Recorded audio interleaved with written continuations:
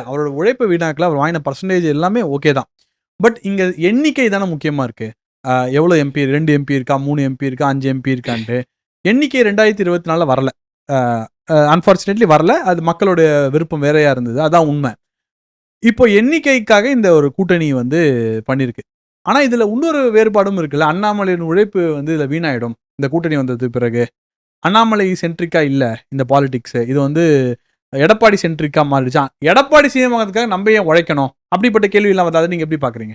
தயவு செஞ்சு இது வந்து எதிர்க்கட்சிகளுடைய எண்ணத்திலிருந்து நீங்க கேள்வி கேட்குறீங்க. சாதாரண எங்களுடைய பொதுமக்கள் எண்ணத்திலேருந்து இந்த கேள்வி கேட்கல. இன்னைக்கு அண்ணாமலை அண்ணன் எடப்பாடி பக்கம் இருக்கிறார். தேசிய ஜனநாயக கூட்டணி பக்கம் இருக்கிறார். பாரதிய ஜனதா கட்சிக்கு அவர் ஒரு தூணாக இருக்கிறார். அதில எந்த மாற்று கருத்தும் கிடையாது. இது நயினார் அண்ணன் பொறுப்பேத்த மேடையில சொல்லிட்டார். அதனால ஏதோ கூட்டணிக்குள்ள ஒரு சலசலப்போ, விரிசலோ, இல்ல பிளவோ இருக்கிற மாதிரியான இது வந்து ட்ரெண்ட். திமுகவுடைய ட்ரெண்ட். அவங்களுடைய பணத்திற்காக அவர்கள் செய்து கொண்டிருக்கக்கூடிய, செய்யப்போகின்ற ஒரு ஸ்கீமு. அத மக்களுடைய கருத்த தயவுசெய்து சொல்லிறாதீங்க. அப்படி நீங்க சொல்றது உண்மைன்னா, இன்னைக்கு எடப்பாடி அண்ணா பக்கம் பாரதிய ஜனதா கட்சி தொண்டர்கள் ஊர போய் நின்றுக்க மாட்டாங்க. ஒவ்வொரு கிராமத்திலயும் போய் நிக்கிறோம். கிராமம் மட்டும் இல்ல, வழிநெடுங்கிலும் நிக்கிறோம் நாங்க.